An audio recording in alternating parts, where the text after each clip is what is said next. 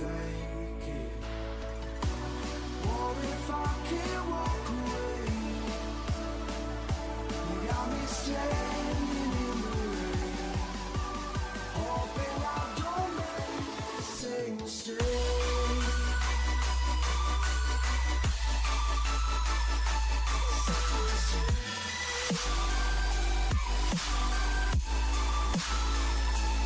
Same mistake.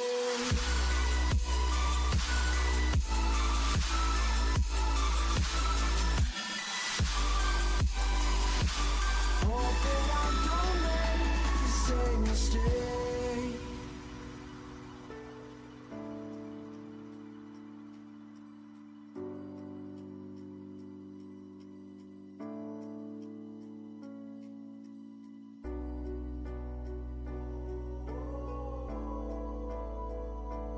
I'm just standing in the rain, hoping I don't make the same mistake.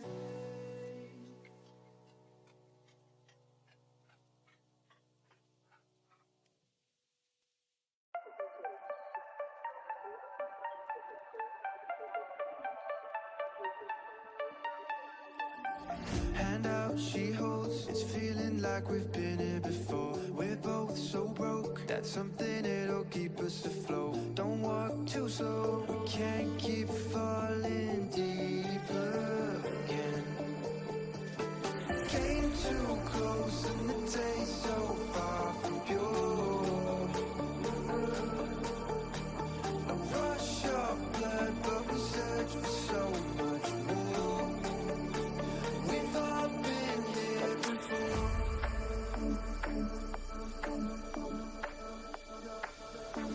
We've all been here before.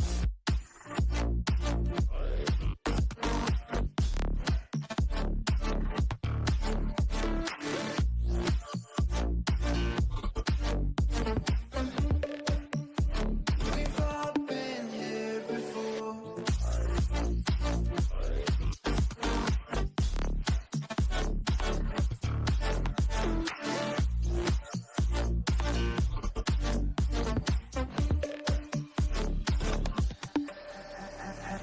Hand out, she holds. It's feeling like we've been here before. We're both so broke. That's something that'll keep us afloat. Don't walk too slow. We can't keep falling deeper again. Came too close and the taste so far from pure. A rush of blood, but we search for so much more. We've all been here before.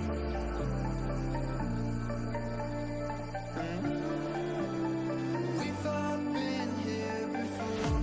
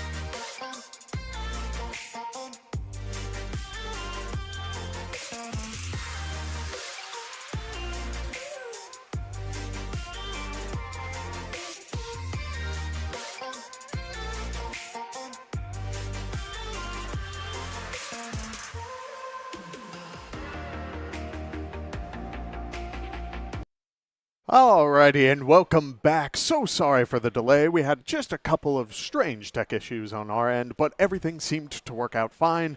We are back with some Smash Bros. Academy action. Again, if you're just joining, my name is Kevin Clayton, this is Avery Giesman, and I am super excited to watch our Smash Bros. Academy players compete today. What about you?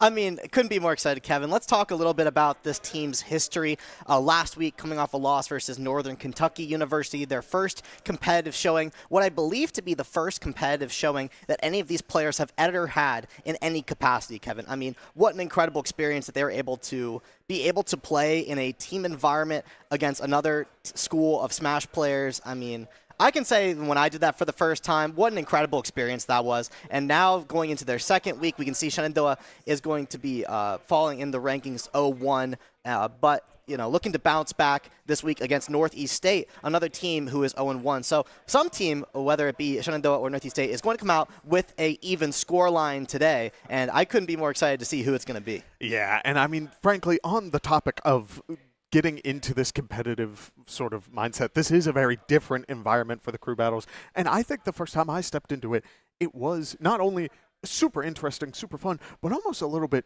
jarring. Indeed, when you're dealing with a format that revolves so heavily around keeping your stocks, I enjoy getting a little risky. I enjoy going for plays that tend to have a high risk, high reward, but that is my play style. In a crew battle, you tend to be a little bit more reserved. You tend to be a little bit more patient and hold on to those stocks as long as possible. And I would love to hear your sort of thoughts on the format going into these matches and getting these players adjusted. Yeah, that definitely can be true, Kevin. It can be a strategy that you need to hold your stock, but a 50% part of the crew battle is also taking stocks as high frequency as possible. So if you can take a stock at 20%, sometimes it can be worth it to go for a big dare spike in a spot that you would normally ledge trap because you're about to die anyways. So you might as well try to take one more stock before you lose your own. So there's actually a few different philosophies you can take into a crew battle, and it can be really difficult to prepare for. Some characters, you could argue, are better in this format than others. You can take a character like Rob, for example. That's a character that I love to use. A character that's great in a 1v1 format where you can adapt, but also a character who's very heavy. It's hard to take his stocks, and a character that has a kill throw and has projectiles and can take stocks very early with his big horizontal combos. So like some characters you start to think, man, are they like better in a crew battle format? And that's kind of what these guys are wondering too as they kind of navigate through this game. Like I said before, a lot of these players are picking up a main like really for the first time, and you got to consider these factors as you're entering a competitive format. Who's going to be the best for my long-term growth? And those factors are hard. It can be difficult to navigate. So that's really what this team has been working on. And as they get more competitive experience, they'll figure those kind of things out. Yeah, and I've been very excited to see the sort of characters that this Academy team has brought to the table, because they really do encompass sort of a, if I'm going to learn the game, I'm going to do it with a certain sort of play style. Like, if I'm going to embrace the aggressiveness, it might as well be full force. I'm mainly looking at the Ganondorf player who held a special place in my heart last week, because he was very good at just finding little opportunities and just letting it rip. The reward was so good, and it made me very happy on the desk. But all that to say, there's so much that can go into this, and I'm hoping that not only will we see the intricacies of what our team has to offer, we may see some crazy sort of characters from the other side. We did get a little peek as to what they were hovering in the intermediary for the button chick. Yes, and so we got to see Fox and Crom. Those are two very fast, in-your-face sort of characters, at least in my opinion. Yeah, I've had the pleasure of watching this matchup at very high level at local tournaments, so I do know a decent amount about it, and you're completely right, Kevin. These are two very fast characters. Let's get right into the action. Shenandoah Kenza on the Fox against Northeast State on this Crom. And what Fox's job is going to be here is to overwhelm this Crom player faster than Crom can overwhelm him. And that is a difficult task because, like you said, Kevin, these characters are very explosive, very fast. They deal damage very fast, but they also die off stage very fast. And that's what I'm going to want to see from this Crom player. Do they have those recoveries down, or are they going to get that up B sniped out by Kenza? And that could be such a dangerous factor as we already see a lot of play near the ledge already. Fox doing a good job of just keeping up that pressure like you were saying, but with a good get-up attack. Crom is looking to just space it out a little bit better. And look how he steps away a little bit. He's not trying to go all in all the time. He's really trying to make sure that if he's going to go in, he should get something off of it, but the counter will miss, and that means that Fox gets another jab off of the up special. Yeah, you can see a really critical situation happening here on the left side of PS2 is when that Crom is trying to up B, he cannot drift at all. He is a sitting duck going straight up and down. So it's going to be up to Kenza to try to figure out a way to challenge that, but challenge it safely. It's a very difficult thing to navigate, but one thing you can do is not challenge the up B directly, but challenge Crom's landing when he's trying to jump high, because it can be a very dangerous up B to use. So he will often go for that option where he goes above the ledge, and that's exactly what Kenza caught there. So great play by Kenza to start off this crew battle. Will the Crom be able to adapt to the speed of this Fox as another juggle is underway? Holy, 60% racking up and another counter stuffed out, but a side special from the Crom will be able to send Fox towards the ledge. He's charging the neutral special. Fox pulls out the laser. Smart. Guarantees a good amount of percent, getting the up airs and following him up to the top as another up air will be able to take that stock, and Kenza is holding on, but the forward smash will be able to take that stock, and now 0-0, but SU with the stock lead. Yes, beautiful stock from Kenza, and that's the potent juggles that Fox brings to the table. If you find yourself above Fox, you are in for a world of hurt. Those up airs so fast, so damaging, and Kenza just not slowing down the pace as he initiates into this Crom, goes to the jab block, gonna barely miss as Crom is going to get out of this disadvantageous state with a counter. But yeah, Kenza is indeed keeping up the pressure, Kevin, and it's going to be hard to kill this Fox without getting him off stage. And another juggle is Alay, and just in a world of hurt again, this Fox juggle is going crazy right now. I am loving what I'm seeing from Kenza so far. Oh! And a neutral air sending Crom just a little too low before he can get that up special out means that Kenza walks away 2 stocks in hand and leading off SU for this crew battle. Yeah, Kenza hitting the thinker there after that match. He had to ponder that Crom up B that got caught underneath PS2. But yeah, beautiful play there from Kenza. I want to talk a little bit about how that Crom player was feeling in that moment. When you start like recovering 2, 3, 4 times against this Fox player and you just cannot get back to the stage, you start to get frustrated. You might be like, all right, maybe I can get an air dodge off here. Maybe I can get a counter off here to try to, stuff out this momentum that Fox is pressuring on me. But at the end of the day, if you go for one of those defensive options in a wrong spot, you can find yourself in an even worse spot. And that's what we saw with that counter on stock 1. That's what we saw with that air dodge on stock 3. I mean, there's a reason that this Crom player buffered that air dodge and wasn't able to make it back, because they couldn't handle the pressure that Kenza was putting on in that moment. Yeah, and I mean, just look at how these stocks were taken, right? It's just so hard to get that breathing room against Fox when he's moving so incredibly fast at all times. And while, yes, Crom has that sword to try and build space, a lot of his inherent game plan is in your face, and because of that, when dealing with those 2 characters, Fox will usually win out unless there's a very precise sort of spacing game going on, which is very difficult to do. Yeah, Fox does have the boxing over Crom, right? His moves do technically come out a bit faster, and they kind of string into each other pretty easily. So when you're talking about Crom, you want to keep your opponents away with the sword. That's a really hard game to play when you have a Fox that's dashing all over the screen, so fast. Fox, one of the fastest ground speed characters in the entire game, so it can be very hard to stuff him out, very hard to get him at the tip of that sword. And, the stock you're able to take is off of a smash attack where Kenza was, caught lacking on the landing. So sometimes you have to make those bold plays against Fox where you just kind of have to guess where he's going to be at a certain point because he's just moving too fast. Yeah, and I want to talk a little bit about how SU coming into this crew battle looks like a whole different beast than last week. I mean, talk about aggressive, getting in there, trying to force your opponent to start reacting to what you're throwing out and really try to get almost predictive. It can, I don't know how to describe it beyond just mentally taxing. You are completely right, Kevin. This SU squad is looking confident. That's the word I would use. Yeah. They're really aggressive in these juggles, really trying to ledge trap forcefully with these smash attacks. They're trying to take early stocks. They're trying to put on pressure. But it can be, I would argue it's almost more mentally taxing for the other team as well, because they're trying to deal with this really fast pressure. They don't have that time to adapt. I mean, it's hard to play fast. So it's even harder to play against a fast player. Absolutely, and you'll see that in any game. any fighting game especially. The moment you're on the back foot, it feels like a snowball that is just so difficult to deal with. But I am so excited to see if this momentum will carry into this next game or not. I wouldn't be surprised if this Fox player is going to be able to continue just running away with this and keeping that momentum on the fly, but we'll have to see once we actually get into the game. Yeah, starting off with 2 stocks in the second match of the crew battle, only losing 1 is always going to be a position that you're happy with. So it's going to be all about Shenandoah holding that momentum from this point forward. So I completely agree with you. Let's get into game number 2 here. It seems we have selected Smashville as the stage, so I don't think we're going to be slowing down anytime soon, Kevin. We're going to be on top of each other in this match. Yeah, it's 2 characters, once again, who want to be in each other's faces. Terry with a couple of good options with the crack shoot and the forward tilt to build a little bit of space and sort of control the tempo.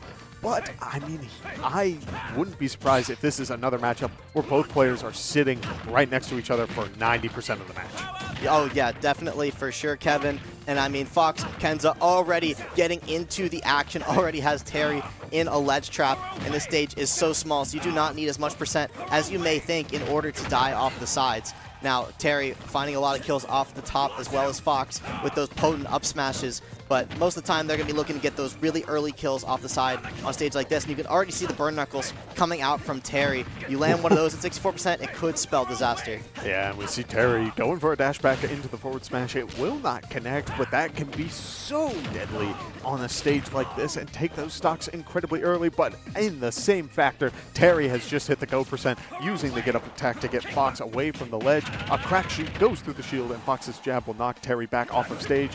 One good hit should knock this Terry out, but while he's got this go, you're dealing with a whole different beast. Yeah, the go meter that you see on Terry's picture there, that means he has access to some incredibly powerful moves that will explode this Fox stock at 70%, and there is one of them, Kevin. That is the Power Geyser going to catch this Fox a-running, and that is exactly what this Terry needed in order to bring momentum back into Northeast State's favor. And these go moves are a big problem, because if you don't get this Terry stock off the board, momentum swings quickly, but Kevin.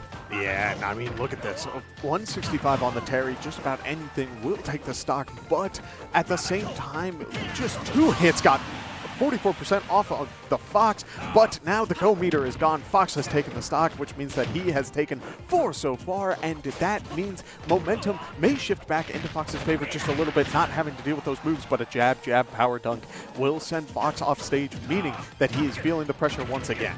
Yeah, now that Terry doesn't have the go, it's a much easier time to be bold as Fox. You're not going to die to situations like that where you're potentially getting reverse edge guard, right? You don't want to have any of these kind of scrambled that go in the way of Terry. You want to keep him above you. You want to keep him off the stage. You want to keep these attacks being shielded, as you just saw there. Kenza, being aware there with the shield of these Terry attacks, and that's beautifully played by Kenza right there, understanding that Terry wants to take this stock now. No, you're going to have to go through my shield first. Oh, wow. Kenza is playing so well so far. 5 stocks in hand, and Terry is sitting at the ledge, is able to get the throw, but I mean, 124%. You've taken 5 stocks, you've gotten your credit, and while you will lose the stock here, you can be proud of how you performed tonight. An amazing play by Kenza. Yeah, Kenza has to be ecstatic with that performance. I mean, what an aggressive showing from them. Able to overwhelm both this Crom and this Terry player on Northeast State, almost taking 6 stocks, but 5 is certainly a number to write home about. A stage like Smashville, not an easy game to play. You're both going to lose stocks very quickly. We saw the Kenza stock loss at 77 there on that Power Geyser. That's the kind of thing that can happen if you let Terry live too long. But Terry, same kind of deal, right? You swing one too many times onto Fox's shield, you could find yourself dying at these low 100% even earlier, as we saw in that match. I mean, what an incredible showing from Kenza, able to get SU off to some early momentum. I love to see it. Now we will have to see Terry Bogard. You have 1 stock in your pocket and go meter in reserve if you can get to that point. I'm curious, when you're in this sort of situation for your crew battle, what's going through your head when it comes to dealing with the counter pick? When it comes to counter picking this Terry, what I would go for is I would go for safety at this point. Okay. This Terry has 1 stock. You don't want to be in a situation where this Terry takes 3 of yours. If you can avoid that situation, SU still has the lead at this point in the match. Okay. And that's what you're going to be going for, which is why I would send in someone who can confidently take this Terry stock and not let Terry linger in that above 100% range. Because if Terry starts lingering in that range, that's when you have to deal with Go on a longer time span, and that's when Terry is going to 3-stock you. So I think if you avoid that option, like even if you have to play a character that maybe gets damaged slowly, but can consistently kill at 100, like you could go for that kind of character, or you go for a kind of character that can kill this stock even before 100. I would just want to make sure that we keep this go meter to a minimum, because that's how this momentum gets reversed. I gotcha. On the same path, you do have the counter pick now for Shenandoah. I'm assuming Terry is going to want to get rid of stages with the closer blast zones and try to hold on to that stock for as long as possible, maybe a Kalos sort of deal. But at the same time, we saw the beauty of a Terry in a small stage. It takes stocks so quickly, so powerful, and yet, I don't know, there's an argument for both sides. That is indeed the dichotomy, Kevin. That is such a difficult thing to balance, because I have seen great Terry players who, such as Willie on our varsity team, who really likes to go small stages in these spots, because exactly what you said. If you get that first stock, the second stock flies after it. So like it's you get these like horizontal combo strings as Terry on some bad air dodges on a stage like PS2, they're not going to kill till 120. You get a combo like that on Smashville, it's going to kill at 70. Jeez. I mean, what a difference that can be in a crew battle format where each stock means so much. So yeah, I completely agree with you, Kevin.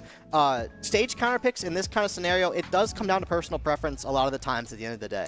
Alrighty, well, we will see your preference here as it looks like we are back on Smashville, but in return, there is a Ganondorf on the other side of the screen. And if you want to talk about a character who can take your stock incredibly quickly, I think Ganondorf is the character to do it. Yeah, I think this is an incredible choice, because not only can Ganondorf take stock quickly, it can also be rather difficult for Terry to edgeguard Ganondorf. One of the potent weaknesses of this character, one of the worst characters in the game being Ganondorf, is that his recovery is easily snipeable. You can get him out of his jump and make sure that he dies very early, but Terry doesn't want to commit to those kind of off-stage plays. He doesn't have a long, lingering move that kind of sends Ganondorf out. So Ganondorf is going to get to patrol this middle platform and, like you said, Kevin, get this Terry off the stage quickly, and that is exactly what Wailing is doing as of now, is racking up this damage. But he's going to start looking for a kill here soon, because he does not want to deal with that go meter any more than he has to. And it's going to be easier here on Smashville than those other stages. Oh, and the power dunk goes off stage. He will be able to make it back on. But one hit from Ganondorf, while yes, it will send Terry into go, is the kind of hit that will probably send Terry off stage, if not take the stock. So he's in a very good spot right now. It's just a matter of what this follow-up will be. The dash attack does send Terry into go, gets Terry off stage. Will we find the follow-up? He does! The up smash does close the stock, which means Wailing number 5 does not lose any stocks, in a perfect situation for SU going into the next round with all 3. That is exactly what I wanted to see, Kevin. Not just taking that stock, but taking it in style. You saw that juggle coming out from Ganondorf. Terry was up here really high. Ganondorf can't reach that height, but the Terry player was still scared, didn't want to potentially get juggled, so going to go for the air dodge to try to get rid of that juggle option from Ganondorf. But that air dodge was exactly what Wailing number 5 was looking for, able to find that up smash, and just like you said, I mean, that hit will certainly take the stock. Yeah. I mean, a Ganondorf forward smash or up smash, you know, big moves that can take stocks very early, so you give up an ill-advised air dodge, you could find yourself in the blast zone.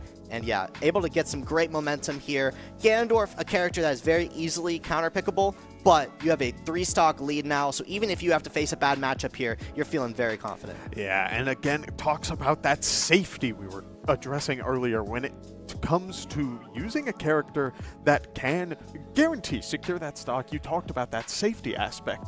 Well, now, yes, you have this extra character in reserve, but you're getting that information. We're going to see who they're sending in next, what sort of stages they might like, what their game plan is. Do they play relatively slow? Do they play in your face? We will have an abundance of information because Wailing number 5 had all 3 stocks. It'll be plenty of game time, and that leads to Shenandoah still having a great advantage no matter how these stocks play out. Man, Kevin, you couldn't have said it any better. I mean, that is exactly how these crew battles work. Sometimes it's all about that information. Some teams, they like to, send in really fast players at the beginning and really try to take stocks early, gain momentum, so they can get that those reads on later players earlier, so they can counterpick more efficiently.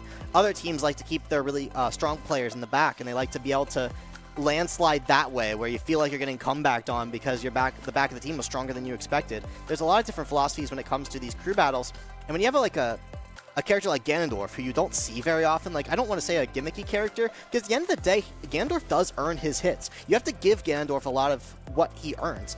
So when you're fighting this character, it's a lot about playing tight smash and about finding those edge guards when they matter. And a character like Ness might be able to do that. But again, this is a character that can sometimes struggle to kill Ganondorf off the stage. And I would be scared taking Willie number 5 to Smashville after what we just saw. Yeah, we do see out the gate Ness going for that up special and getting a 32 onto Ganondorf, but Ganondorf returning it with an extra 56 and trying to keep him off the stage. Ness doing a good job of trying to control the center of the stage. You'll see he does tend to take a step back using the PK Thunder to try and get the Ganondorf, but Ganondorf landing on the platform, using the forward air and keeping that momentum going, using the Nair to close out the stock, going off stage and still is closing out these stocks despite not having the best recovery. He is not afraid to go off stage as a very good up smash gets another 65% onto this Ness. Yes, this is such a bold player, Kevin. Willie number 5 does not release the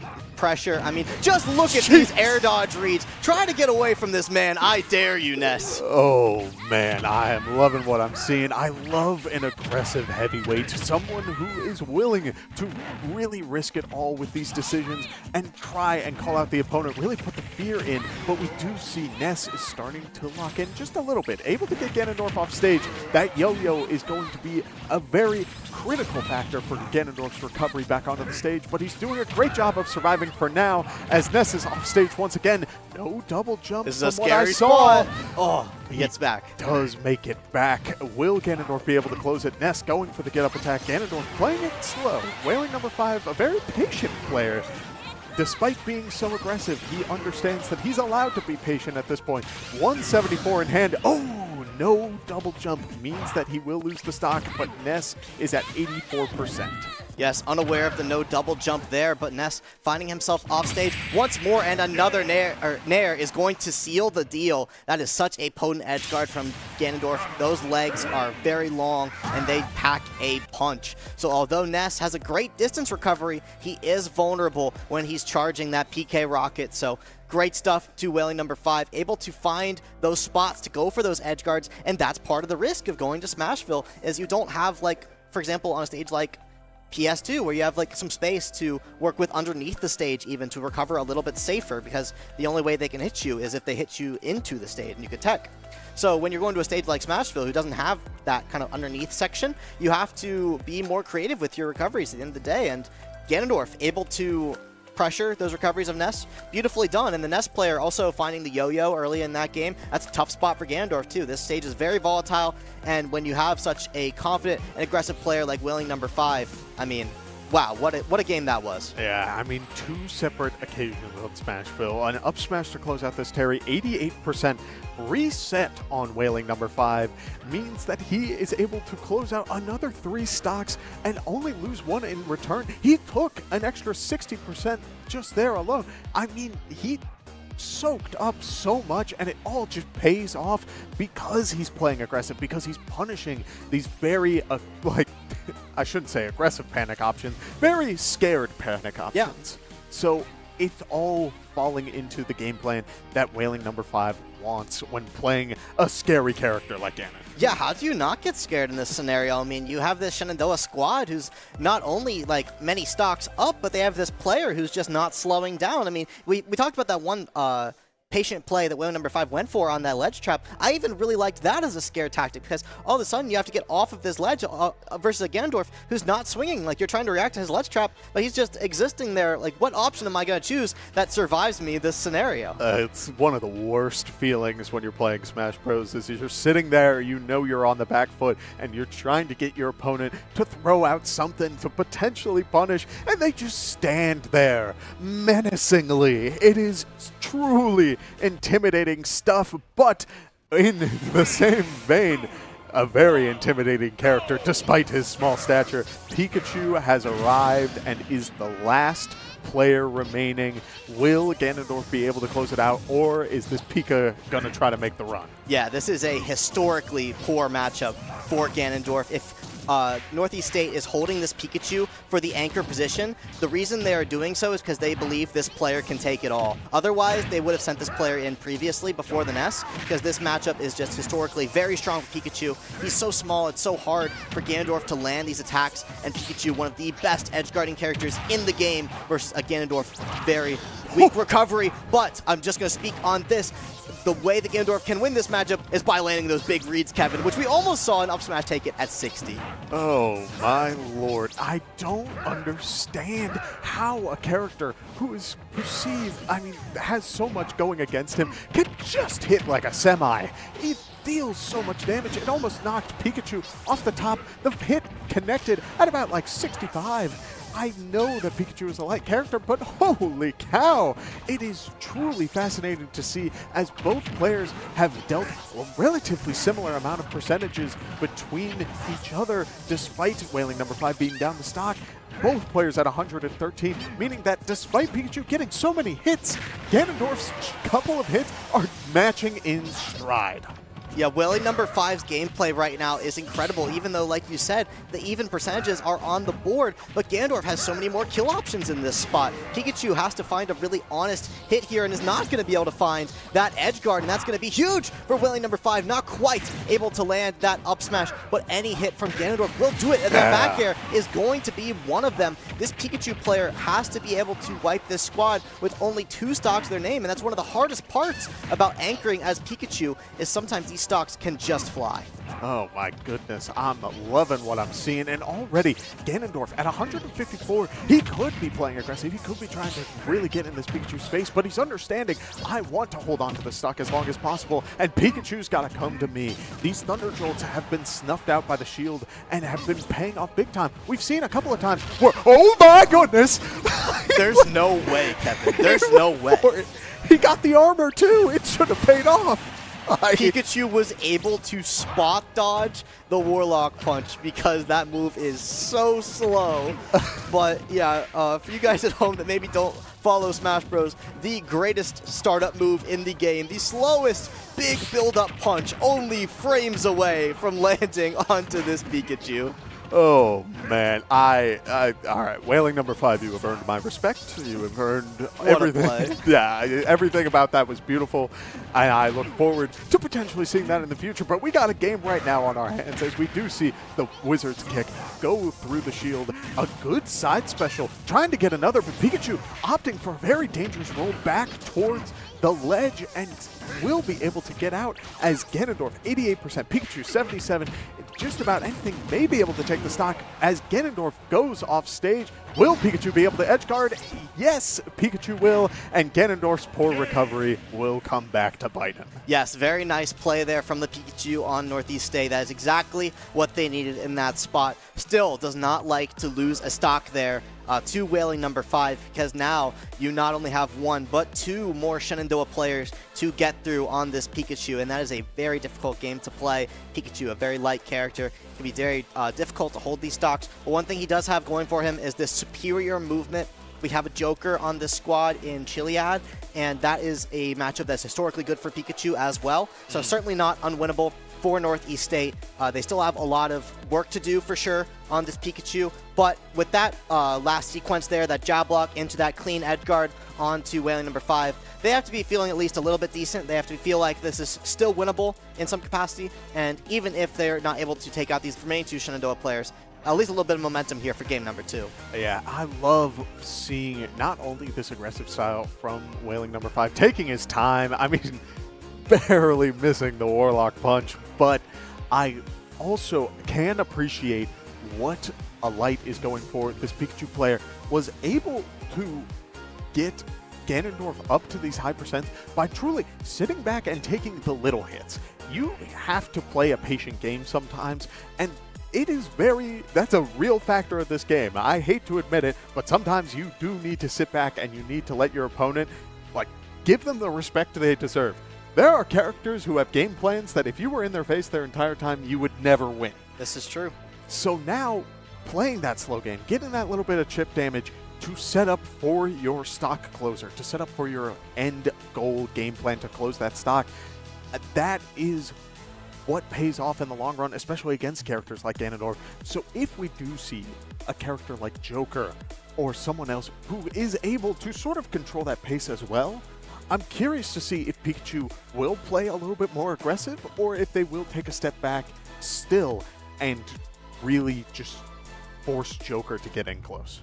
Yeah, that is what this Pikachu is going to have to decide on. It is going to be Chiliad on this Joker. If you guys tuned into a big Smash Major this weekend, you would have watched MKLeo versus Shiny Mark famously playing in this matchup, and they're just going to reset here since Pikachu did not know he had to lose a stock there. Yeah, but in that set, we saw that MKLeo was able to take it on the Joker over a matchup that he has historically struggled with. So yeah, Pikachu with these really quick attacks, his really small stature, as you mentioned earlier, that can be really difficult for Joker to attack and to edge guard, which Joker, historically has one of the best edge guarding in the game, as well as Pikachu. Yeah. Which is why, you take that strength away from him. Pikachu keeps that strength because Joker is pretty easily edge guardable as well, as long as you intercept his tether or intercept his Arsene recovery. So you kind of have similar strengths in a way. Both these characters love to play this bit of a chip game. Throw AHA, throw Thunder Jolt. It's kind of the same idea. You don't want to be in that real close range with your opponent, but Pikachu does another thing a little bit better, which is stay in Joker's face and combo him to death, especially off that stage. Yeah, and already we do see, off of the little interaction we saw earlier, I wouldn't be surprised if this Pikachu player is going to do just that. Really play in this Joker's face and try and close this out quickly. Because if you're dealing with a Joker who is able to get that Arsene going and close out stocks on Pikachu relatively quickly, while yes, Pikachu can dance around his face, you have a character who is very close to Ganondorf level powers of back air. But it comes at the cost of a timer. Arsene is online. That timer is live. So now it's a matter of, can you get this stock closer in this situation, or are you going to have to wait for another opportunity later? Yeah, the smash attacks are already ripping Kevin. This Pikachu has to be so scary. Gonna go underneath the stage here. Does not want to deal with the ledge trap of Joker, and I wouldn't want to either. You want this Arsene meter to run out. If Joker runs out of Arsene here, now his kill options are much more limited, but does not find the recovery under too much pressure is the Northeast States Pikachu, and that is disaster for that squad. Yes, and already we do see Chiliad is going for a little bit of Revel's Guard, trying to get a second Arsene run potentially for this stock, as we do see the up tilt connect. The Thunder out, but Arsene online for the second time this stock. The grab does connect, and up throw is with it, but the Thunder does not connect into Pikachu, which means that now Joker is sitting on the main part of the stage and is looking for a little bit of extra credit before this Arsene goes away. Yeah, and extra credit is not going to be found here as Pikachu just continues to lay on the damage. It's so easy to avoid these Joker attacks when you're so small. He has such little options to hit Pikachu, and that up throw is going to seal the stock. But 2 more to go. You are going to need an edge guard if you want to take this as Pikachu, because you have to deal with so many more Arsenes that come out. Even if you never get hit by Joker, just by hitting him, his meter runs up. He doesn't even have to use the Rebel's Guard in order to gain that meter, and you can see it just stacks up. This small Pikachu combo that's going to do about 50% is going to give Joker a free Arsene, and that's really difficult to deal with in this spot where you don't want to take damage. Yeah, but Chiliad is feeling the pressure on this, and we can see already, while yes, it was a relatively long string, Chiliad understands Pikachu can keep going. Look at this. One down throw into a back air, and Joker is now at 90, throwing out the Aegons and still trying to rack up this damage, but the Arsene didn't get much value because Pikachu just decided, I'm going to keep this Joker in the blender. A Nair into the up smash will connect, but won't take the stock, and now it's going to be on Chiliad.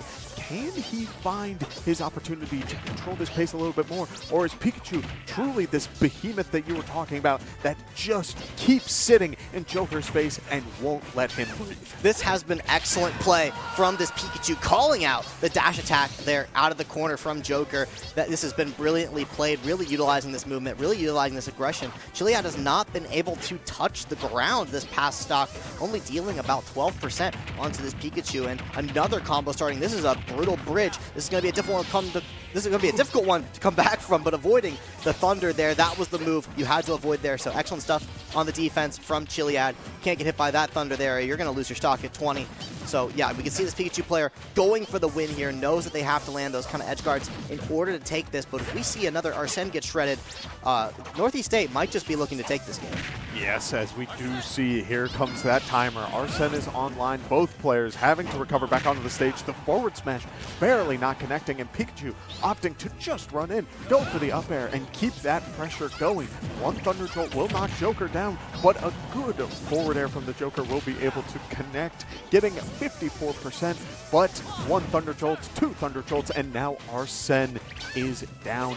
Will we see one more? Will he opt for these Rebels guards, or is he going to try to just close this out as Pikachu is at 70%? And while the character is light, you're dealing with a character who can take your stock while you are at 116, so you got to weigh your decisions with care. Yeah, when you get to these kind of percents versus Pikachu, you start worrying about the actual kill confirms that this character has in his pocket. You wouldn't think he needs those with how brutal his movement and edge guarding is, but he also has things like Nair drag downs and these brutal jab blocks that Pikachu does not follow up on. Oh. And a brutal spike there is going to save Chiliad on that recovery. No jab block is going to mean another day on the sticks for Chiliad, another chance at life, Kevin. Oh, and a dash attack will close it out. The Rebels guard held down, but just has to let go for a moment. And sure enough, that will close the stock. I'm sure both players were feeling a little flustered for a moment there, and definitely just trying to hit whatever they could at that point when the little spike came into play. But with all of that being said, welcome to the online environment. You do have to deal with that sometimes, and still, I love how both players approached this game. Now it is going to be on a light. You have one more player for Shenandoah in reserve. Will they be able to close it out? It's a Pikachu who is considered to be one of the better characters in this game. We will have to see if this sort of toolkit can deal with SU's last player. And I have to say, Kevin, I do think it is possible, because I believe who will we be anchoring is Robot Ninja the Cloud. Ooh. And I mean, although Robot Ninja, a very competent player, definitely can take one stock on any player, when you're playing Cloud Pikachu, you're playing a similar game as Pikachu Joker, but now you are getting edge guarded even harder. Your moves are arguably even harder to hit onto Pikachu. It's a very volatile game, but you only need to take one. Absolutely. So with that matchup in mind, I'm looking to see again, that entire game was Pikachu in the face of Joker, like you said. And while Cloud has that really nice spacing tool in back air, I don't know, having such great options in Pikachu to get close to this Cloud, it feels like this is going to be a dangerous game. It is. You're completely right, Kevin. You can swing that sword as much as you want, and it covers a lot of space. That is inarguable. That sword is very disjointed. It keeps Pikachu out well, you would think, until he has quick attack.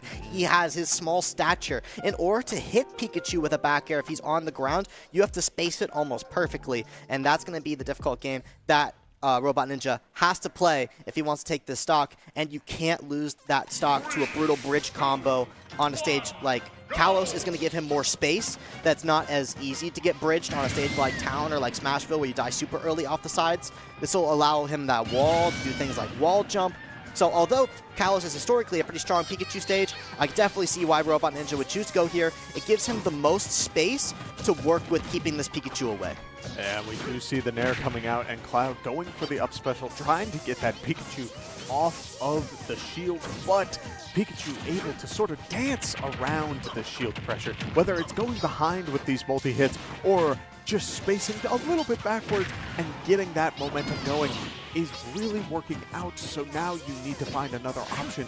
What is the answer for a Pikachu who is going to sit back and throw out a couple of Thunder Jolts and just try and get a little bit more chip damage, saying, if this is going to play out this way, you got to come over to me, as Cloud says, so be it, with one good cross slash to the face. Yeah, play this game as you will, but you can only run away for so long, and there's those edge guards that I'm talking about. Pikachu, such a demon off this stage. You have to be so careful when you're out there as Cloud. You have to be so careful when you're ripping these kind of upbees on stage, although they're very good for punishing Pikachu's attacks on your shield. You miss one of those, you can get bridged and end up in a spot like we saw there on the left. But with 112 on this Pikachu now we're in up smash range, which is exactly what Robot Ninja is going to be going for here. It's hard to land those other kill options of Cloud without limit here onto Pikachu. Up smash is going to be your key to victory. Try to call out those jumps. But for now, when you're playing this kind of grounded game versus Pikachu, he's looking for those T-jolts in, but this sword just cannot land on this rat who's all over the place. Yeah, and an up smash still getting so close to this Pikachu.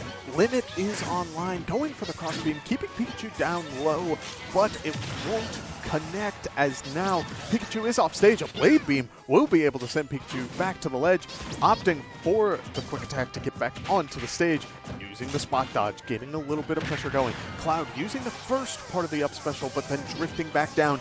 Now Pikachu is starting to get that punish game going, so it's going to be a matter of, can you find this last hit on this Pikachu, whether it's through the up smash, whether it's through the back air. You're dealing with someone who has been moving, drifting around a lot, and using the shield to their advantage. Cloud doesn't have a great kill throw, which means that now Pikachu is understanding that they can sit back a little bit.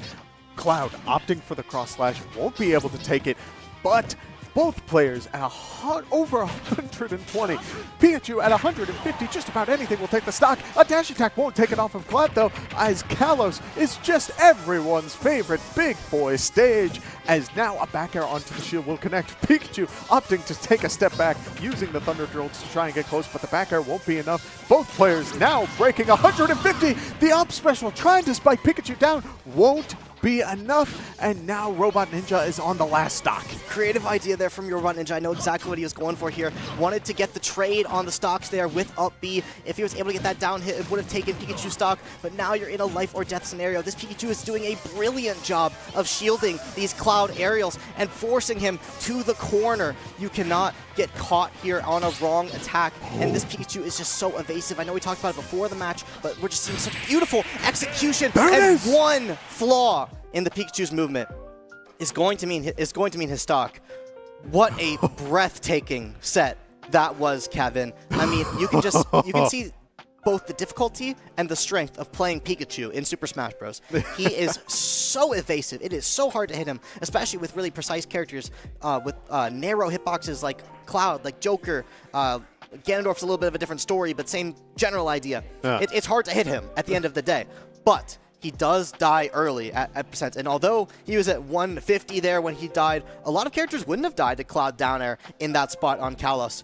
So able to find the last stock there, definitely not what Shenandoah wanted. Shenandoah wanted that a lot cleaner, a lot quicker, but at the end of the day, they took game number 1, and Northeast State is now feeling a lot better than they were at the beginning of that game. SU is going to have to adapt. Oh, absolutely. Not only that, though, if I am Shenandoah, you got to be feeling good, not only because you walked away with a win, but this is the first win that this roster has seen for this, like, I guess, as a roster, as this season has started. So I'm very happy, proud, but also you got to understand now, yes, you got that one win, but as you said, it's time to look forward. You got to start adapting.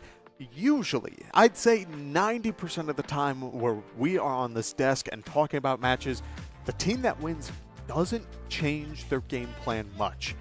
But this crew battle was very close. It was. And so I don't know if you try and get this Pikachu out early to try and really keep that pressure going, because they were the best player. Hands down, you took 7 stocks. So far, it could change. We could see another player hop into the spotlight, but for now, Shenandoah's eyes are on this Pikachu. Indeed. I mean, you don't have easy counter picks into this character either. And there's an argument that you start the Pikachu and try to take the momentum and take it fast. Or there's argument that you want to play into those hard matchups for Pikachu. You don't want to play into a character like Fox, for example, that may have a little bit more speed to deal with Pikachu's antics of moving around the stage.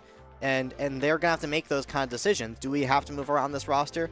Do we not? Are we going to go in with that same kind of game plan? And I definitely see why Northeast State was able to hold that Pikachu for that anchor position, because they were able to lock down and take a lot of stocks. At the end of the day, they did get hit by that straight down air, and they're going to find themselves in this Game 2 scenario. But yeah, definitely going to be tricky to figure that player out. Yeah, the safety net is gone for, I mean, I don't know. There's so much that could go into this, because not only do you have Shenandoah's players who, yes, struggle with this Pikachu matchup, but also, I mean, I want to talk a little bit about our Ganondorf player, the Wailing number 5, because when he went in, right, he secures the 1 stock on the Terry and then takes 1 off the Pikachu, which might not seem like a ton, but that is a pretty big bridge. It is. And that secure may have very well changed how that last match played out, where suddenly the counter pick is on the other foot. Well, how that plays out, jump into another timeline with me, but we're here now. And so, do you save this Ganondorf for a bridge like that again, or do you give them the opportunity to try and take it into a different matchup? Yeah, I mean, that's very true. Sometimes Ganondorf's matchups are more like player-based than matchup-based. Sometimes you have to find those players that are giving up those air dodges, that are giving up those weak ledge options on a stage like Smashville, where you're going to die really early off the side of the stage. And that's what happened versus a Northeast State's NES player. They just weren't able to find those recoveries. They weren't able to find that pressure onto Ganondorf's recovery. One character that, did really well against Ganondorf is that Pikachu. But again, losing that 1 stock, sometimes that can mean losing the crew battle. And we're going to have to see what happens. Absolutely. Well, while we wait to see what happens, we are going to take a very quick break. So don't go anywhere. We will be back with more Super Smash Bros. Action in just a little bit.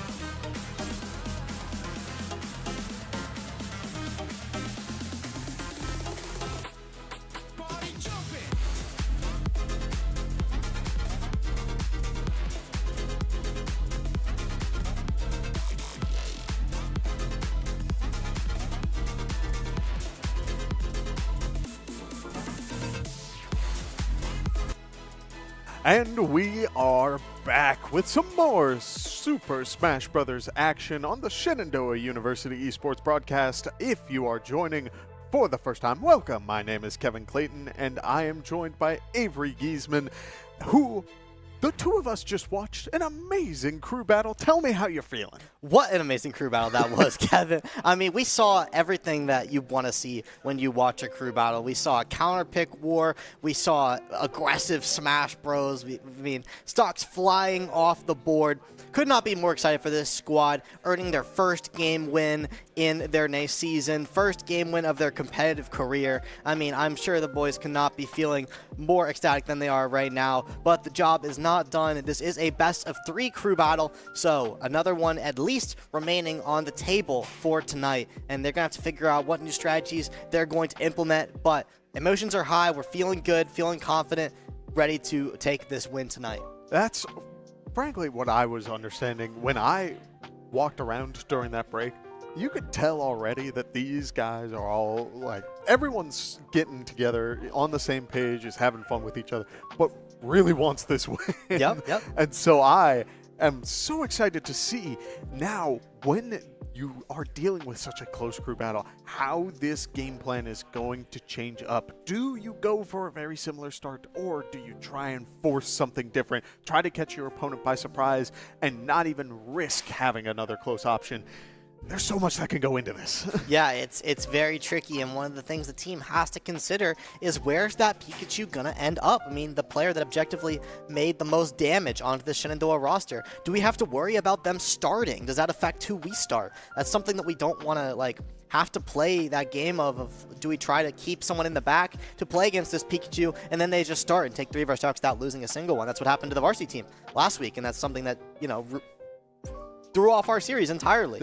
So that type of thing can completely happen, and it's not a common strategy. It's very difficult to put a strong player up front to get your team momentum, because you have to rely on the players mental that are on the other side of the crew battle, who can take those stocks in those critical moments. So oftentimes you want to trust your players with the strongest mentality to take those last few stocks. But if your other players can step up to the plate and make those stocks happen, then you can get a really tricky maneuver and start that strong player. Man, mental is a whole other aspect of this game that I actually have not had to talk about much on the desk this semester, but have talked a lot in previous years. You have to understand when you're sitting down that you are locked in, and you need to be very active thinking when you're in a match. I understand autopiloting is very easy to come by, and frankly, if you're going to, you can make a strong autopilot for your game plan. But if you start gathering habits from that sort of autopilot, those are the little advantages that lose you full interactions, lose you stocks, can lose you crew battles. It snowballs so heavily, and so I worry so much about having players who may not have experienced this yet before, who need to have this active thinking. But as we go into this, I'm hoping that we will see a very continual adaptation between each other's game plans. That is the goal throughout all of this. Those problem-solving skills that you're discussing, Kevin, is probably the most difficult part of Smash, of crew battles, because in a typical set, when you go and play in an in-person tournament, you are playing against one player at a time. You lose game 1, you make adjustments to that given player. What are their habits? What can I exploit? When you're going into a team of players, I mean, it's just a completely different mentality. There's more factors to consider. It's a different game at the end of the day, but also similar because you're always playing one person at a time. It's so weird how Smash in team format works, but it's also so beautiful at the same time. You can take all these different angles to it and come to similar conclusions. It's a fun battle. Oh yeah, and frankly, not only then do you get to sort of look at it through that lens, but also you give players an opportunity to sort of embrace creativity, where they can sort of build their own game plans and come up with their own strategies. When you're in that locked in 1v1, it's very easy to pick out your opponent's game plan, adapt, and then it's just a back and forth. It's like rock, paper, scissors both ways. But when you're in that crew battle, your best observations can be when you're not competing, when you're That's very watching true. your opponent, standing behind your player, wishing them all the best, but you're keeping an eye. Okay, I need to be ready for insert this player here, and suddenly you will be in a world of hurt if you don't pick up on these little habits that are sprinkled in right away. Yeah, one of the absolute best characters in the game at showing people what your habits are is Ganondorf. I mean, we saw it in that last crew battle. You get to see the timings that players like to air dodge and exploit those. You get to see the timings at which characters like to recover and exploit those. You don't exploit those kind of things as Ganondorf, you're going to get steamrolled. So being able to have that Ganondorf player to pick out those habits for your other characters who can then be able to exploit those habits if the Ganon cannot, that can be a huge deal. That read-based character where on an online format where reads are such a big part of winning, that is so critical. Yeah, another character that I think does a really good job of that is Fox. I understand that you play aggressive and you have your you're the one controlling the momentum of the match for a majority of the time, but I feel like a Fox's intimidation can be on level with Ganondorf if you're scared of being in these juggles, if you're in these long states where you're getting hit one after another. And a lot of players tend to get into this headspace of, if one hit connects, I shouldn't always get hit by the second. There are true combos. Absolutely. That's a very real factor of this game, but it gets to you. Multi-hits are a whole other thing. People get very upset when they're hit 5 times, even if the move only does one move of damage. You get hit by these long strings, and it could get very mentally taxing. So I do think with Fox's multi-hit, the forward air, and just keeping the up air, keeping you in the air, and you're like, how do I get down? How do I get back on the stage? You start throwing out options one after another. Maybe I air dodge this way, and then suddenly Fox will just forward smash, up smash. He just doesn't care. Yeah, when you try to choose a disadvantageous option in the air against Fox, all of a sudden you're facing Fox dash attack when he just runs at light speed, catches you. You're in the air again. So yeah, that is a difficult game to play when you're trying to read what this Fox is going to do at such a fast pace. It forces you to choose these reactive options that are hard. Oh yeah, but as we wait to see what the potential matchup very well may be, I am curious if we're going into this with the same roster, because we did see a couple of players last week who were playing other characters. We saw Little Mac come into play last week for the side. I believe SU had a Little Mac. I could be wrong. SU does have a Little Mac. Last week we played against Northern Kentucky, and Northern Kentucky played the Little Mac into us. Right. So both sides. Yes. A very spooky character, but all the same, plays very similar to Ganondorf in the fact that you can just keep that sort of intimidation game going, while also having the speed to back it up. It's a whole other thing. But if we're sticking to this core of Shenandoah players, are you at all worried about changes from the opposing side, or do you think that these players have got a fairly solid game plan down going into what players they want? Yeah, I'm not too concerned about the other team switching characters. I feel like that crew battle was close enough to the point where they can stick to that same game plan. I mean, when it comes down to that last stock, you don't want to change too many things, because then you're going to have this kind of coin flip where is our strategy going to line up with their strategy good enough, or at the end of the day, can we just play slightly better this crew battle? Those are the kind of decisions you have to make. So that's difficult to do, is make those big changes, like a character change. But one thing that the SU team discussing over break is, can we bring in a character like Little Mac to do some damage where other characters may not be able to? If we're thinking about something like Pikachu as an example, where you don't want to play Ganondorf Pikachu, you don't want to play Cloud Pikachu, maybe something like NN Gaming's like Sonic come in and deal with that. I mean, that's a great matchup that could potentially counterpick that Pikachu. I mean, not like easy by any means, but it's not like brutal. So those kind of changes can happen. You just have to assess the risk reward. Oh yeah, and it's another factor of this game. I mean, risk reward plays such a big factor. I talked about it right at the beginning, that I enjoy my high risk, high reward situations, but I play a little bit more aggressive because that is what I enjoy. And frankly, it bites me in the long run. For anyone who takes statistics, you understand why, but enough about statistics. Who cares about that? We're here to watch Smash Bros. As we do see Fox is going in first for the side of SU, but a new challenger approaches as we see Bowser for the opposing side. I was incorrect, Kevin. They are going for the character switch here. Northeast State bringing out the Bowser against Fox. Not a typical pick into a very fast character that can overwhelm and juggle you, but certainly a heavy hitter that could deal some damage, such as wailing number 5 on that Ganondorf.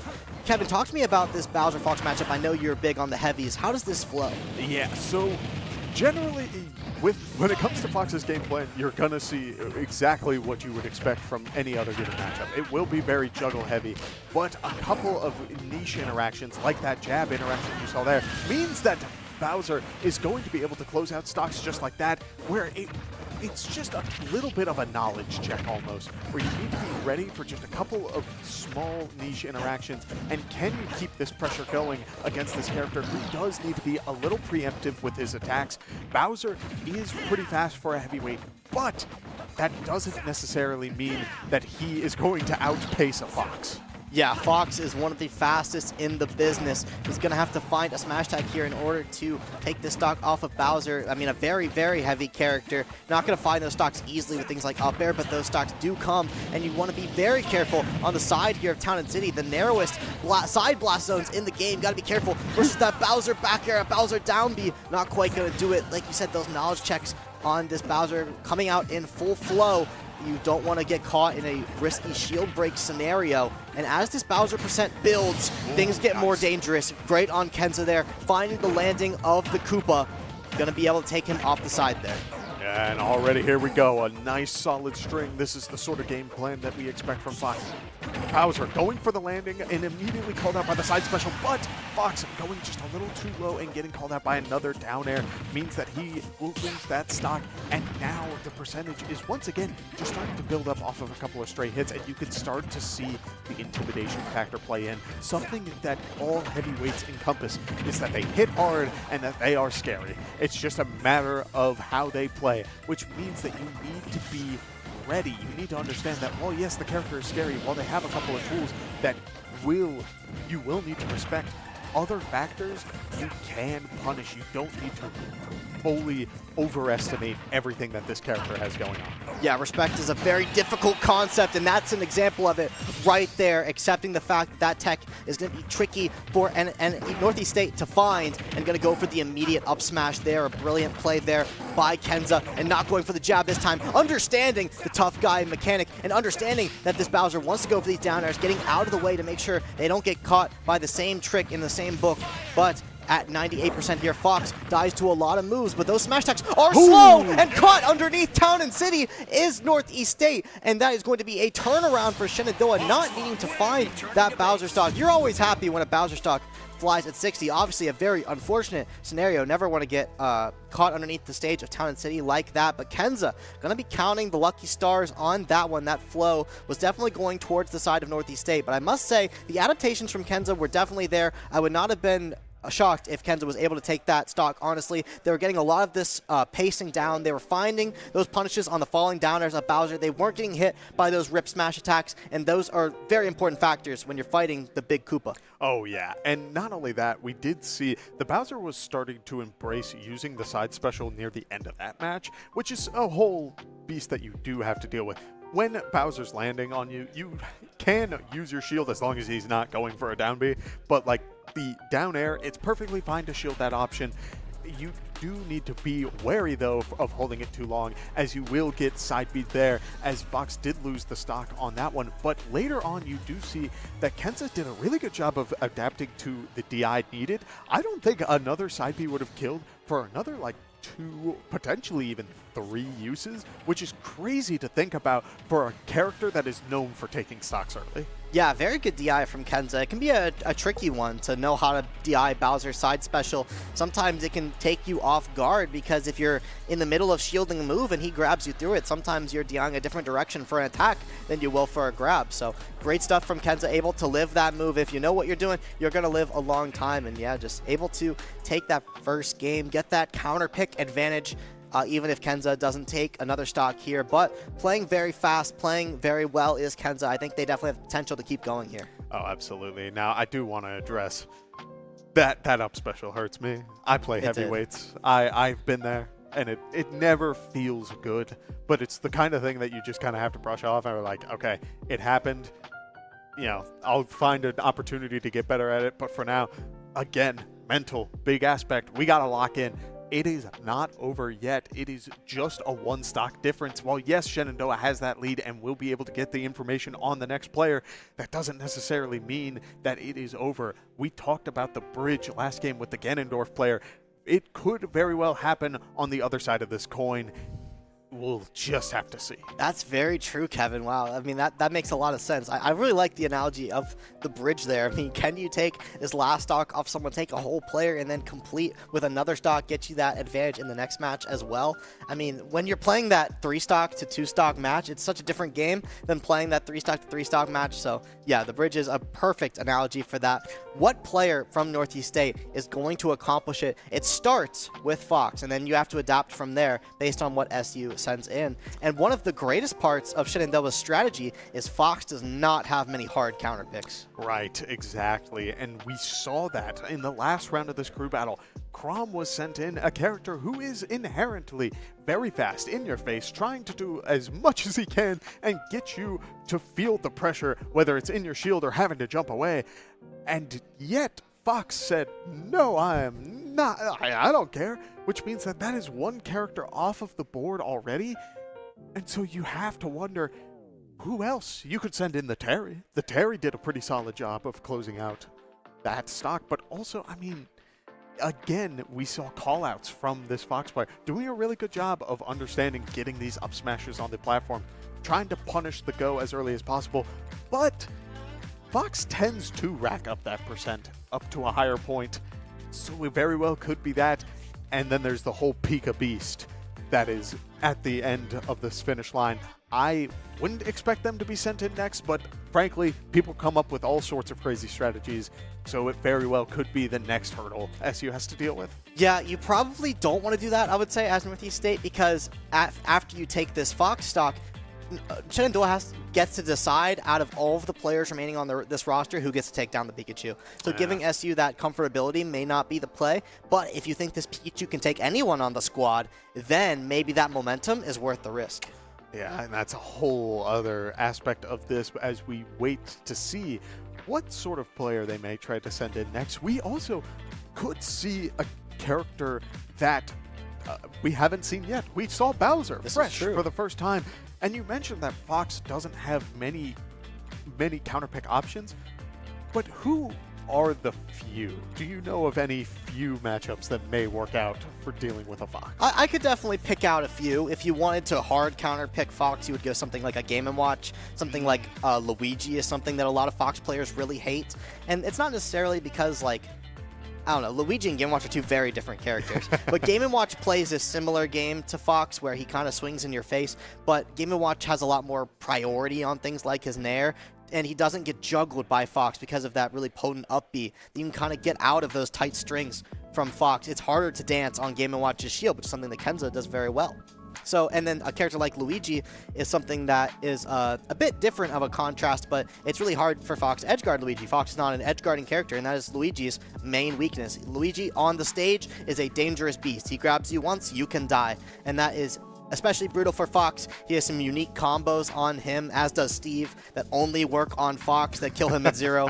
I know Steve has the infamous combo of jab repeatedly into forward air. It's one of the easiest combos in the game to take someone's stock at 0. It only works on Fox, and it kills him consistently. Oh my lord, I can't even imagine seeing that matchup later on. And yet they still think it's even. Yeah, right, of course. Because Fox can kind of overwhelm Steve, so it's a very volatile thing. Jeez, man. To all of the Smash players out there who believe that they have figured out Steve, good on you. I'm still You're learning. better than I. Yeah, I'm still trying to figure it out, so kudos to you. But enough about the block, man. We are talking about a matchup here we will see Terry Bogard come in and back to Smashville. This is true to form a run back of what we saw before. This is definitely one of the options in Northeast Pocket. They can retry this Smashville pick. If you recall from game number 1, this Terry was able to find that big power geyser onto Fox at 70% on this stage, and that was able to steal the stock. If they can find that before Kenza finds the stock, that is all they need, and then they're done with this Kenza player that went on a ravaging run in that last crew battle. So, Terry starting off with the early percentage lead, and they don't need that much damage to kill here on Smashville. Already seeing some jabs here on the side. If that leads into a burn knuckle, it could spell disaster for Fox very early. Oh, but a power dunk will send Terry off of the stage. A jab returned by Fox will mean that Terry is at 43. Calling out the roll-in means that now Terry's sitting at 60, but a burn knuckle from center stage will send Fox off stage. Will he be able to make it back? He will. Sitting at 110, using the up tilt to get a little bit more damage. And both players sitting back saying, I do not want to approach either way. SU with the stock lead is definitely able to take that response. I believe if the timer were to reach 0 and both players just sat there, both players lose a stock, which is not very entertaining, but man, it would pay off for SU. This is good for Kenza though, because now, you know, he was already at that go kind of, he got Terry to the go potential, but Kenza was already at kill percent. He wants to play this slow game with Terry. It gives Terry more time to make mistakes. Terry wants to play fast. He doesn't want to have that time to make mistakes. And now he's in a pressure scenario off the stage, but Kenza has done the job he needs to do. Yeah, an extra stock in the pocket of Kenza, and now we will see, look how aggressive he's getting already. 39% burn knuckle coming out, and Fox is there to punish with a dash attack.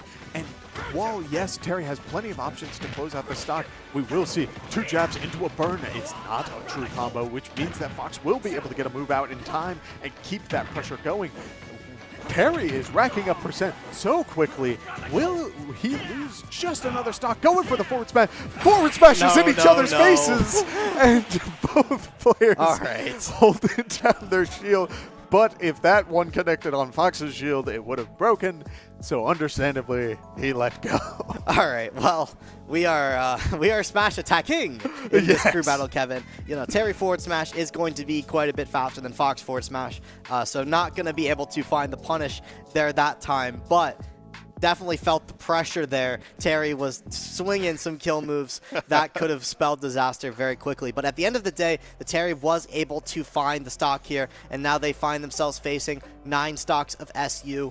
And it's going to be Wailing number 5 coming in next for the squad on the Ganondorf. Exactly the pick I expected. Performed very well into this Terry last game, and this Northeast squad is going to have to figure out how to take out this player potentially without their Pikachu player, and if they do have to use the Pikachu player, they're going to have to trust a new anchor. So a difficult game for Northeast to play. What a fun scenario there at the end with that shield and the forward smashes. I think Kenza maybe thought that the second forward smash would have popped his shield. I think that would have been probably the main reason he would have went for that, but a little too healthy. Yeah, and I don't know. Again, those are the kind of situations where you find yourself in and you laugh at it and then move on. But it'll happen again. For some reason, there are just a handful of really wacky sort of like Smash Bros interactions, from the pineapple underneath the stage to smash attacks back and forth, seeing who comes out on top. I would not be surprised if at some point on this desk we have 2 Ganondorfs Warlock punching each other and just seeing what happens. There's no way we see another Warlock punch, Kevin. There's no way. Listen, I don't want to give, you know, we are in the room with the Smash Bros players behind us, and what we aren't communicating directly with them, I wouldn't hate it. But that's crazy. You know, listen, hey, you got your game plan. We're going in for the win. So if you're going to go for it, at least understand that you got to have the lead, which right now you do. Terry will go down 1 stock, SU 9-8. Ganondorf, will he be able to close out these stocks before this go becomes a problem? And you're going for some early stocks here when you take Terry to Town City, to Smashville, because this is the smallest competitive legal stage in the entire game. So you're going to have to figure out, how am I going to navigate this offstage scenario? Avoid these Ganondorf smash attacks because they kill so early, Kevin. But Terry having options, that burn knuckle especially as well, to kill early on this stage. These characters both love it. Who's going to get advantage of it as Terry is going to make the recovery that time. Does not want to repeat that pineapple scenario of getting caught underneath of the stage again. Able to find it that time. But, I mean, these ledge traps from Whaling number 5 are just so pressuring. Where do you go? This is a re-grab. Doesn't want to re-grab the ledge. Going to get down there by the Ganondorf, so just accepts defeat there is at Northeast State. And Whaling number 5 is going to take that stock and get some momentum here on the next one as they only have 50%, Kevin. Oh my goodness, and in return, 56% onto the Terry player. I love what Whaling number 5 is going for so far. Look how he sits back. Terry has been throwing out a lot of moves preemptively, going for dash back, forward smashes, and the like. And another pineapple! Igloo! There's so much fruit. It's insane. Pac-Man's not even on the screen. It's insanity. As now, again, another up special beneath the stage leads to another lost stock, and this is hitting a point now where it's not so much a you can brush it off situation. Now it's really having an effect. Yeah, I mean, you have to counterpick this Ganondorf in some way, and your Terry just was not able to find the ledge there. I mean, and it's hard to. I mean, you don't want to get hit by that nair from Whaling number 5. You can see the space that Ganondorf covers with that nair. It covers exactly that space that you want to recover to.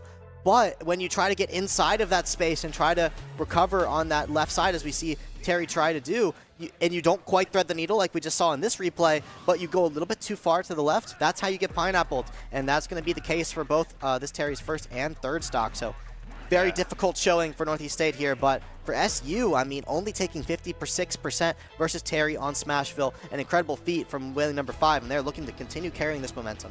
Yeah, I want to go back a little bit because Whaling number 5, again, spacing-wise, was playing incredibly well. Definitely. A lot of get-up attacks were called out, and a couple of forward smashes, preemptive air dodges, all of it, and Ganondorf, again, just standing there, waiting.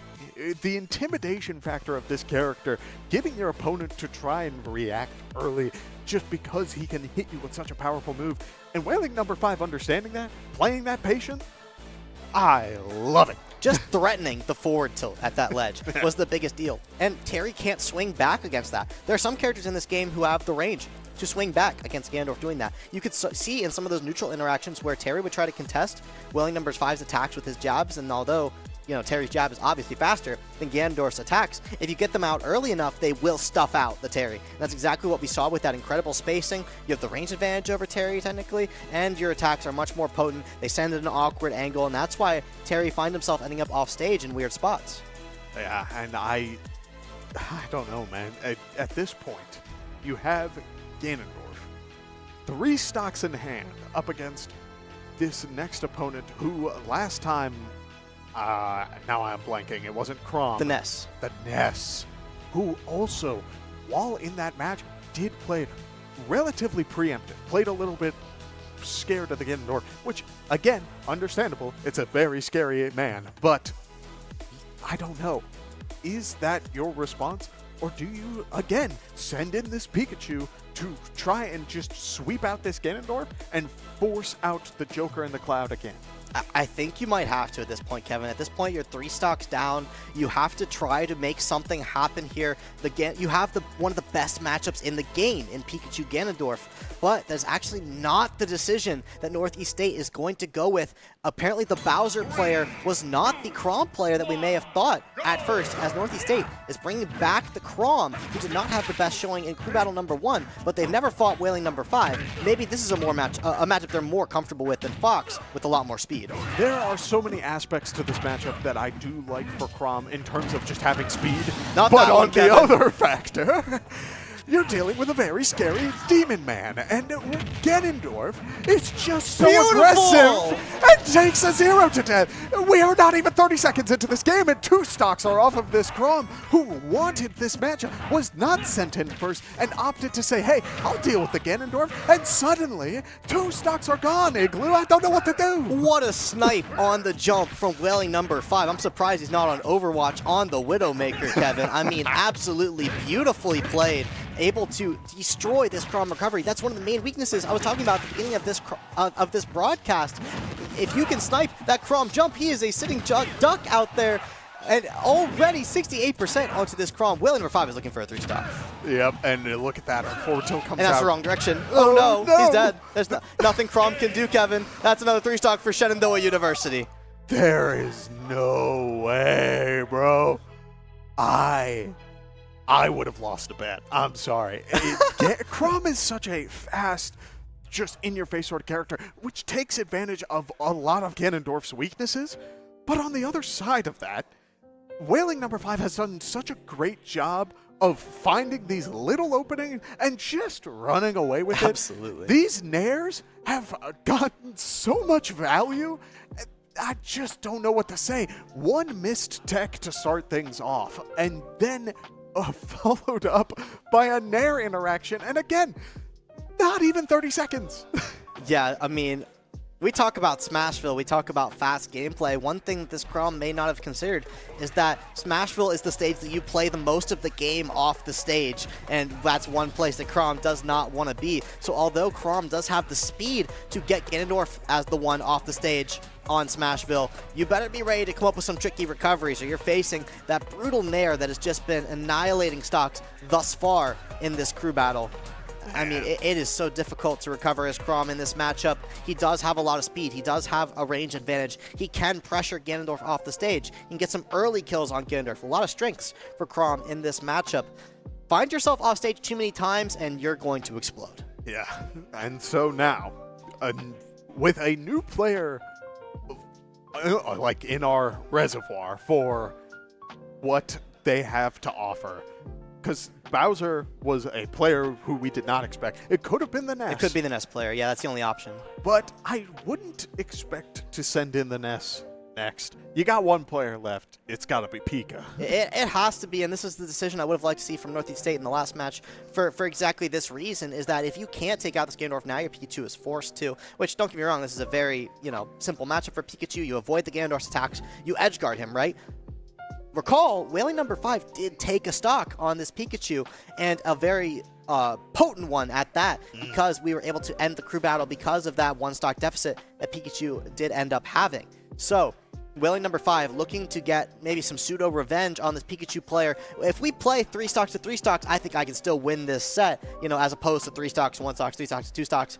Let's see what I can make happen versus this Pikachu. Absolutely. Now, if I'm this Ganondorf player, if I'm Wailing number 5, I'm feeling pretty good. I think we saw it a little bit in the face cam. He's definitely getting excited. All the players behind us lost their minds the moment that second stock was taken. But now you're dealing with the true form beast that was going into this crew battle and is the one who commanded so much respect in the last round. While, yes, celebrate your victories, ride that high into the next game, you do still need to lock in. You need to save that mentality. And on the same side of that, if this does not turn out how you want it to, if you go into it and Pikachu starts running through it, you did your job. You did. And I mean, you have to play with that confidence, though, if you're Wailing number 5. You can lock in and you can say, all right, at this point in the crew battle, realistically, I should be playing to take 1 stock, because I have to trust my teammates that they also can take 1 stock versus any competent player. I mean, you can take 1. That can be one mentality that you take into this. I argue that's the wrong mentality. You're playing Ganondorf versus Pikachu. You better be going for some plays, and that's how you're going to take this 1, 2, potentially 3 stocks in this kind of matchup where you have to go for big plays in order to make something happen. So I want to see SU lock down here and play tight, but I also want to see that confidence that comes from momentum. There's a reason that we start fast players like Kenza. It's because it sets up situations like this. Oh, yeah, and it's paying off in stride. Now, if we are talking about aggressive options, I'm going to throw a little bit of my own opinion in here. And like a saying treat in front of a dog. Okay. This was where we saw the Warlock punch thrown out last time. Oh, no. Oh, no. I don't want to get hopes up. I should did probably barely miss. Yeah, I should probably keep my voice down. But, it's a factor. It can play its part. We would have to see. I'm not expecting that. But if we're running it back to Smashville, there are so many moves that Ganondorf has that kill so early. especially on Pikachu. Pikachu would probably die at like 40. Yeah, to any smash, well, to mostly forward smash, if we're talking about 40%, that's not something you're going to want to deal with. Yes, well, again, we are thrown in for a loop because we get to see who they're playing against, and it's Ganondorf versus another Demon Man. Kazuya Mishima is on the stage, and I am so surprised as to this sort of approach. This is an idea. I think this idea comes from the fact that Pikachu doesn't feel like they can make a 9-stock deficit because of Pikachu's weight. Like, maybe the movement is like great in this matchup and you can avoid a lot of things, but can you take 9? Can you avoid that many attacks? Kazuya here a lot more forgiving. You can take some hits. Can you take this many hits from Ganondorf though? I'm not so sure. Yeah, this Kazuya has a very interesting playstyle so far, as he is sitting relatively far back and it is being punished. Ganondorf connecting that up air is able to close out that stock, and already, look at the pressure buildup. Oh, you no. thought that Kazuya did 0 to dance? Look at Ganondorf just racking it up in stride. That was a bad spot to Kevin. Kazuya only barely making it back to small battlefield here, and it is not super easy to take this stock here as Kazuya either. You have to find a clean electric onto this. Ganondorf is only going to get the Wind Fist there, and is going to get punished with a side B, and the damage is just racking up. If you get to 100, you may have to deal with something like a Rage Drive. You have to figure out whether or not use that on this stock or the next. Not going to have to find the electric, but does not get the double jump on the up B. Ganondorf is going to live another day, and at 150, so many attacks now from Ganondorf are going to do the trick due to that rage mechanic that makes your attacks deal more knockback, and almost finds the up air, but a great swing by Kazuya. Oh, but a very dangerous 4-hit combo will mean that now he is off stage. Kazuya is on the ledge, does have the kill move, but it won't do anything, as now Kazuya is at 1 stock. A character who is known, again, to take stock so incredibly early is struggling to take out Ganondorf, sitting at 200%. 1 down throw into the dash attack, into a nair. Will he be able to close it? Goes off stage, but won't get a follow-up. Just about anything will be able to close it, as both players are trying to space each other out, and Kazuya is sitting back just a little bit, again, trying to really play this safe, but the electric into the up special will close it. Yeah, finally finds the kill confirmed there, but at what cost? Another combo is going to be on the table, doing 40% to this Ganondorf, but finding yourself at the ledge again. This is not where you want to be versus Wailing number 5. He's been so potent in this spot, but thankfully, Pikachu not having access to electric out of the corner, going to be able to find his way out of there, no. and another big combo on this Kazuya. That's going to be your ticket to victory here. Can you land one more? The Hell's Gate coming out. This is not where Ganondorf wants to be. A neutral air might just seal it. Doesn't get fair. Gets neutral instead, and that means Ganondorf is going to be able to come back. Reads the tech option. Will he read another one? Gets a forward tilt. Back off stage goes Kazuya. Is going to have access to the Rage Drive here, but one more hit from Ganondorf will seal it. What will happen? Oh man, Rage Drive is active and it already has gone for it once. One more use will get rid of it, but it does connect. And Ganondorf is at 100 and sent to the heavens. Kazuya does walk away, taking out the one demon of Wailing number 5 with a demon of their own. But at what cost? 1 stock remaining on Kazuya and 2 players for the side of SU. We're in for a ride. I mean, what a great performance from Wailing number 5. Just want to highlight that player one more time. I mean, amazing on this Ganondorf. Able to take tough matchups and face them head on. Able to avoid these electric combos from Kazuya. A lot of these things that give Ganondorf trouble.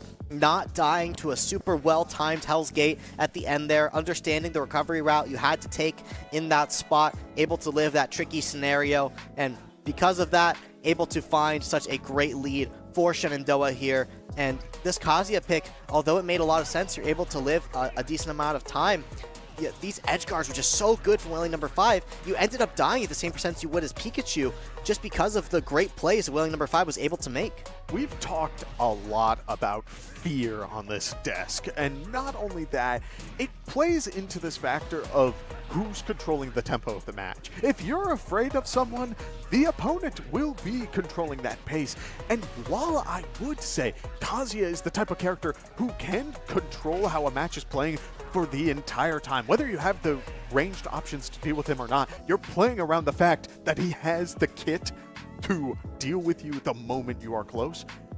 on the other side of that, I think this Kazuya still felt the intimidation. Absolutely. There were a lot of lasers at the beginning. And, like, don't get me wrong, the laser was nice, and it got a lot of damage. But I think that played into what Wailing number 5 wanted, because it just sort of clicked. Like, wait a second. You could be playing super aggressive. You could be in my face, and we could be boxing, and yet you're sitting away from me. Which means that you're going to be drifting away, which means that the up airs were connecting, and a lot of these off-stage interactions were happening. I just think it all fell into place off of just the first couple of seconds of that game.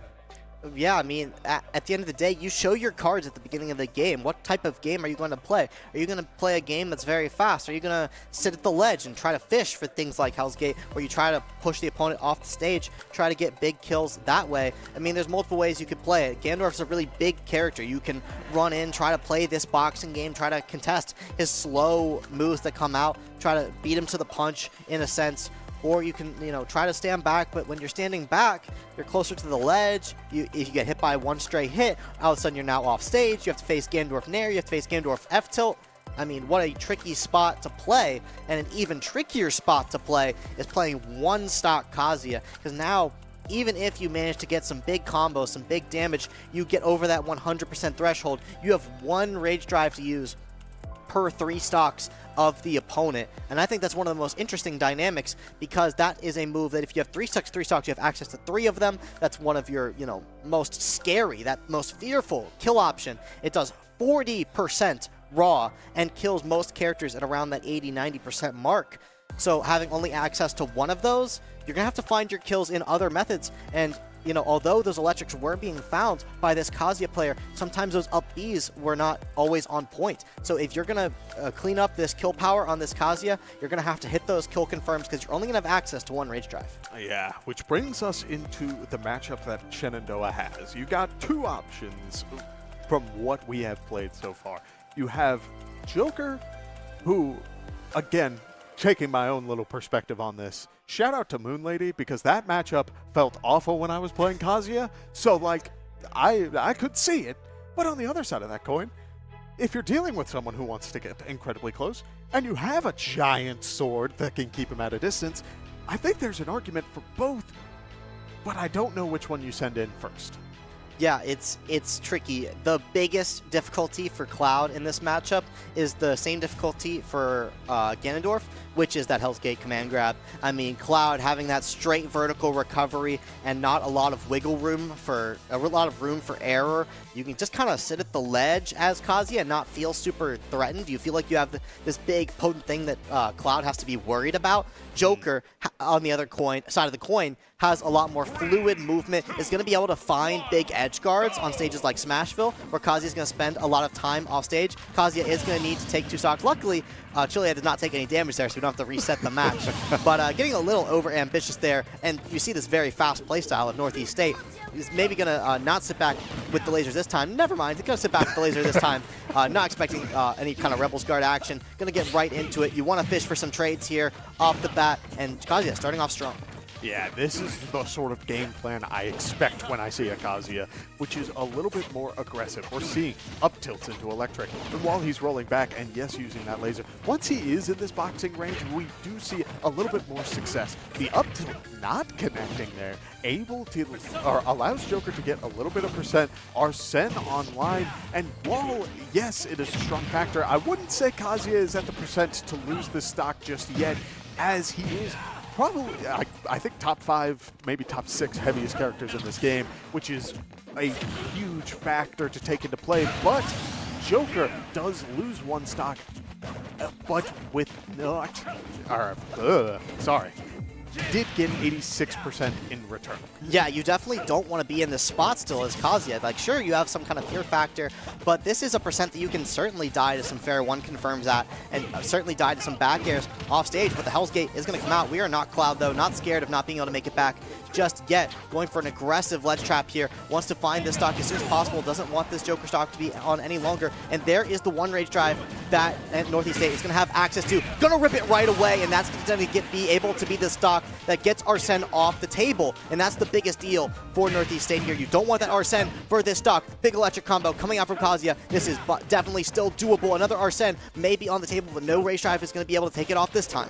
Yes, Kazuya Mishima doing what Kazuya does best. An up smash will connect from Gilead, but it won't be enough just yet. Another up tilt with Arsene will be able to close it. And a little bit of a pop-up saying, what in the world? You can't be air dodging on me. Are you kidding me? And that secures it. That means Shenandoah walks away. The Academy team walks away with their first win of the NACE season. Yes, big congrats to Shenandoah Academy Smash for their first win of the NACE season. I mean, what a treat of a crew battle that was to watch. Might I say a strong win for Shenandoah. That first crew battle obviously going down to the last stock, but the adjustment made on that second crew battle was able to be much more clean, ending that with a 6-0 victory. That's so strong for Shenandoah Smash. So thank you guys for tuning in to Shenandoah Smash. Don't go anywhere because we're just taking a short break and we'll be right back with some Shenandoah Academy Rocket League. I mean, Kevin, what an never mind. We are not going to a Shenandoah Academy Rocket League game. I thought that we still had that on the table, but we are actually ending stream for tonight. So thank you guys so much for joining us. I mean, what a crew battle series that was. I hope you guys have a great rest of your night and join us next time for some more Shenandoah Esports.